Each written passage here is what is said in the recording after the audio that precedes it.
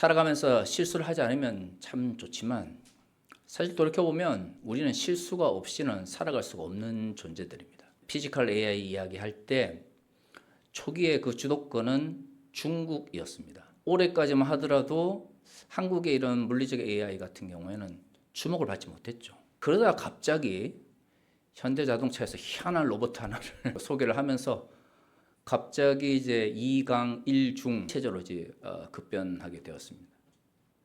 사실 그 전부터 실질적으로 투자를 많이 했었어요. 근데 결과물이 나오기까지 사람들은 얼마만큼 한국의 AI 기술이 앞서가고 있는지 얼마 생각을 못했습니다. 그런데 우리가 올해 이제 그 결과물, 성과물을 보니까 와 정말로 저렇게 우리나라 로봇을 만드는 거 아니야 생각을 하지만 그 로봇 하나가 걸어 다니기까지 사실 수없이 많은 실수가 있었죠. 실패가 있었습니다.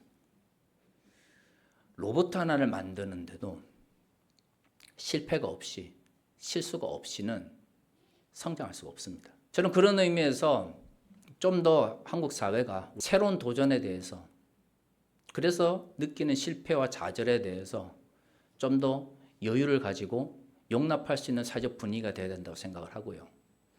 신앙적 측면에서도 하나님 나라를 위해 달려가고자 하는 다양한 시도 속에서 때로는 실패하고 또는 좌절하는 경험을 무조건 나쁜 것이다 라고 여기는 그런 분위기가 좀 사라졌으면 합니다.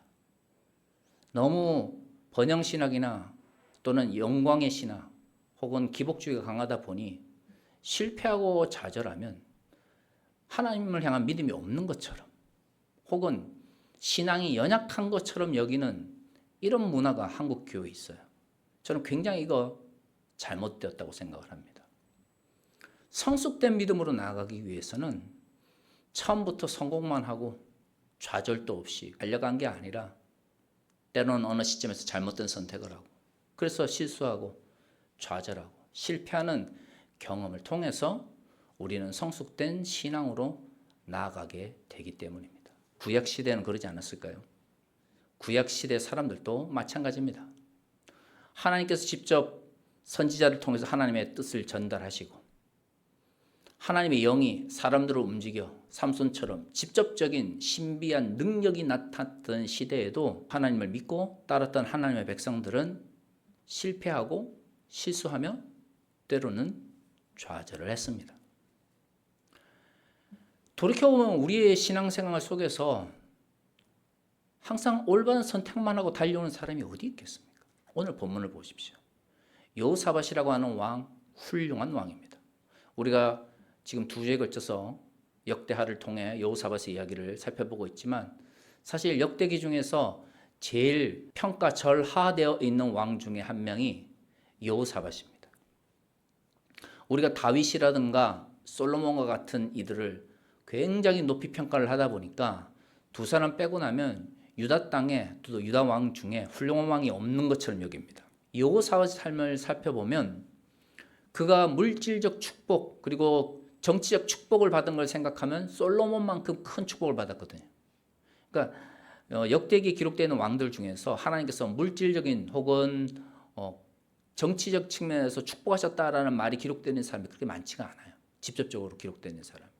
솔로몬 정도 그리고 여호사밧 정도가 하나님께서 물질도 주시고 그 땅에 평화라고 하는 정치적인 결과물도 주시고 이런 사람이에요. 그러니까 대단하죠. 그리고 여호사밧은 부정적 평가가 없는 건 아니지만 여호사밧에 대한 이야기의 대부분은 그가 여호와를 섬기고 산당을 없애며 우상을 찍어버렸다라고 하는 이야기가 대부분입니다.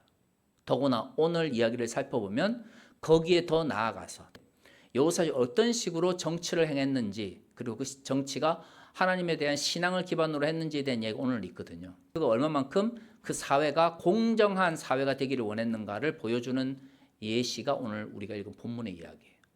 그는 여호와를 섬기기 위하여 우상과 산당을 없애버리고 나서 그 신앙을 기반으로 재판하는 사람들에게 찾아가서 너희가 여호와를 경외한다면 어떻게 하라?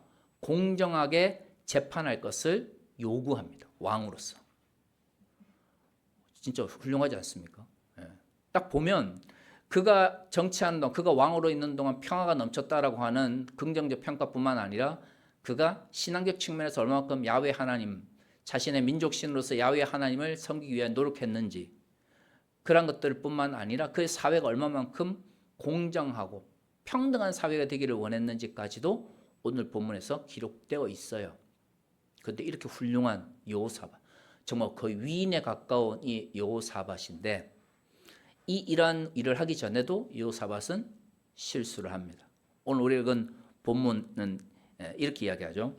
19장 1절에 유다 왕 여호사밧이 평안히 예루살렘으로 돌아와서 그의 궁으로 들어가니라. 자, 요 사건이 있기 전에 갑자기 왜 밑도 끝도 없이 오늘 본문에서 여호사밧이 평안히 예루살렘으로 왔냐면 18장을 보면 이 18장에서 여호사밧이 아합과의 북이스라엘 왕이었던 아합과의 긍정적인 관계가 소개되어져 있습니다. 근데 역대하에서 분명히 뭐라고 되어 있습니까? 아합은 악한 왕이다라고 되어 있어요. 그러니까 우리가 지난주 살펴본 것처럼 여호사밧은 자기 아버지의 노년의 실수를 경험을 했기 때문에 아람 왕의 힘을 의지하지 않고 나라를 강건하게 하기 위해서 스스로 방어를 하면서 국력을 키워나갔거든요.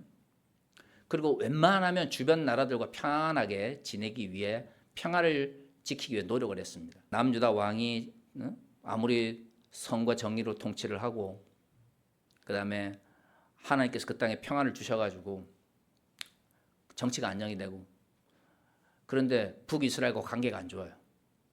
전쟁을 할 수도 있어요. 같은 민족인데. 그 가운데서 남유다에게 진정한 평화가 임할 수 있습니까? 없죠. 그러니까 왕의 입장에서 최선을 다했던 여호사밧 같은 경우에는 북이스라엘과 좋은 관계를 맺기를 원했어요. 그러면 이걸 정치적 측면에서만 하면 되는데, 여호사밧은 여기서 한 걸음 더 나아가 아합과 가족적 관계를 맺어요. 근데 이 18장에 보면 아합 왕을 악한 왕이다라고 표현됐거든요. 악한 왕인지 알지만 단순한 정치적인 이유뿐만 아니라 더 깊은 관계를 맺으려고 했단 말이에요. 전쟁을 통해서 아합 왕이 왜 죽었는지, 그리고 그 전쟁에 같이 참여했던 여호사밧이 어떤 결과를 맞이했는지를 18장에 쭉 설명하고 나서 아합 왕은 죽고 누구는 다시 돌아왔어요? 여호사밧은 예루살렘에 평안히 돌아왔다는 걸 이야기합니다. 두 사람이 함께 전쟁터에 나갔는데 한 사람은 악한 왕이라고 묘사되어 있던 왕은 전쟁터에서 죽고, 이 사람은 예루살렘 평안하게 돌아왔다. 그러면 이 당시에 이 이야기를 들었던 청자들 입장에서는 여호사밧이 자기가 능력이 뛰어나서 예루살렘으로 돌아왔다고 생각했겠어요? 아니면 하나님께서 뭔가 여호사밧에게 자비를 베푸셔서 예루살렘으로 돌아왔다고 생각을 했었겠어요? 당연히 하나님께서 뭔가 여호사밧을 향한 하나님의 자비, 하나님의 은혜가 있었기 때문에 예루살렘에 평안히 돌아왔을 거다라고 생각하는 거죠.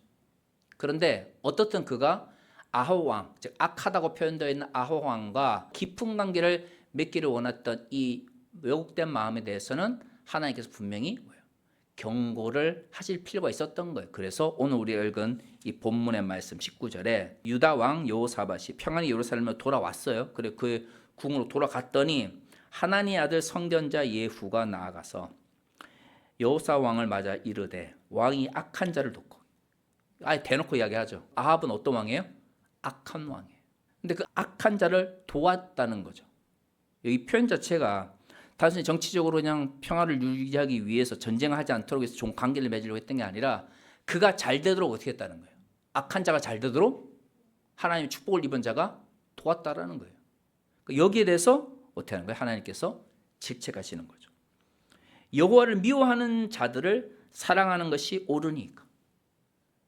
그러니까 이 전쟁의 이유가 북이스라엘의 입장에서 하나님께서 이 전쟁을 원하지 않는다는 걸 알매도 불구하고 아합은 전쟁을 하기를 원했고, 여호사밧은 여호와를 미워하는 자를 사랑할 마음이 있었기 때문에 이 전쟁에 참여했다라고 이야기를 하는 거예요.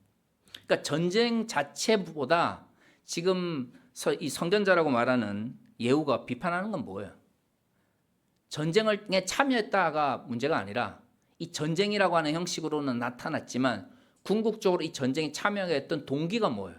한편으로는 악한 자를 내가 악한 자인 줄 알면서도 돕기를 원했고, 분명히 여호와를 미워하는 마음을 가지고 있음에도 불구하고 그들을 동의했기 때문에, 사랑했기 때문에 이 전쟁에 참여했다라는 거예요. 그러니까 이게 가치관이 잘못됐다는 걸 아예 대어놓고 이야기를 해요. 그럼 보통 이런 지적을 받으면 어떻게 됩니까? 이런 실패와 이런 실수를 하거나 이런 잘못된 행동을 하면 하나님께서 버리시는 게 일반적이거든요. 그런데 누구를 보냈어요? 선간자 예후를 보냈어요. 그리고 질책하죠. 질책하는 목적이 뭡니까? 버리기 위해서입니까? 아니죠. 그를 올바른 길로 인도하기 위해서 질책하라는 거예요. 역대기에 기록되어 있는 왕들 중에서 진짜 여호와의 버림을 받는 왕들의 특징은 뭐냐면, 좋은 왕이었다가도 마찬가지입니다만 딱 그 기준이 있어요.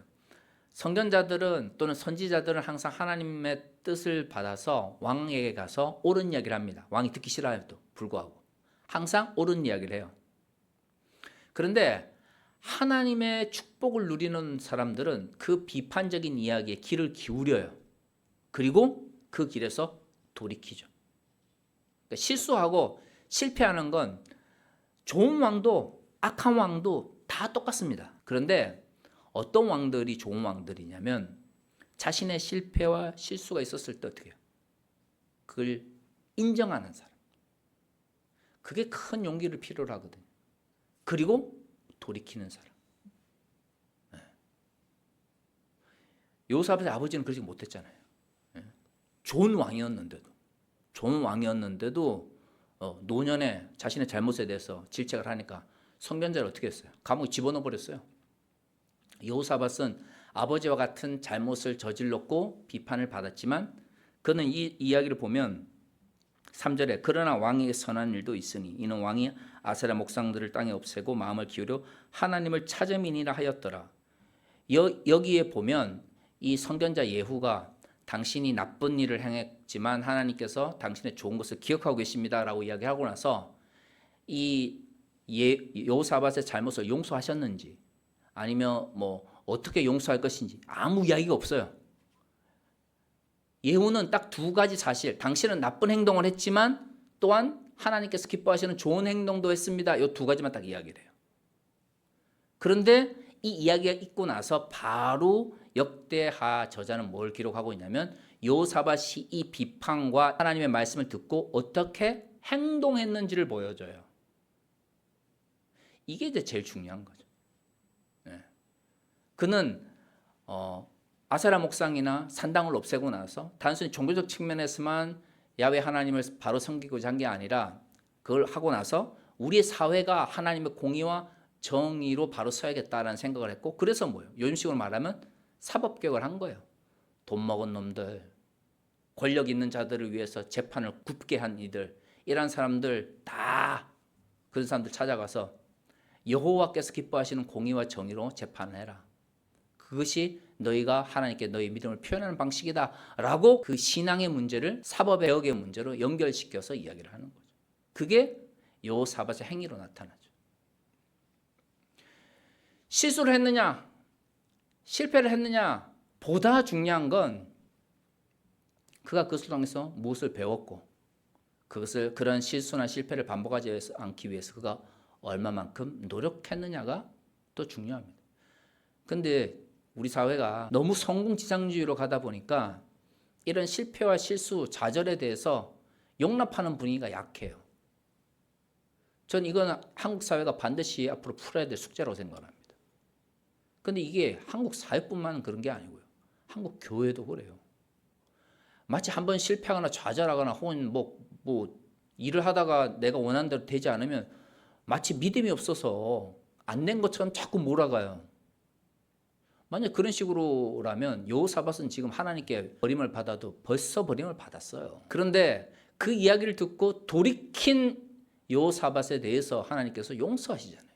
성공한 왕이든 실패한 왕이든 실수할 수 있죠. 좌절할 수 있죠.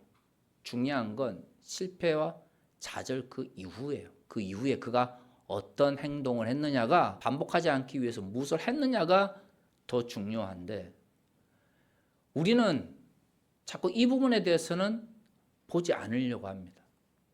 그리고 기도하죠. 주여 잘 되게 해주세요.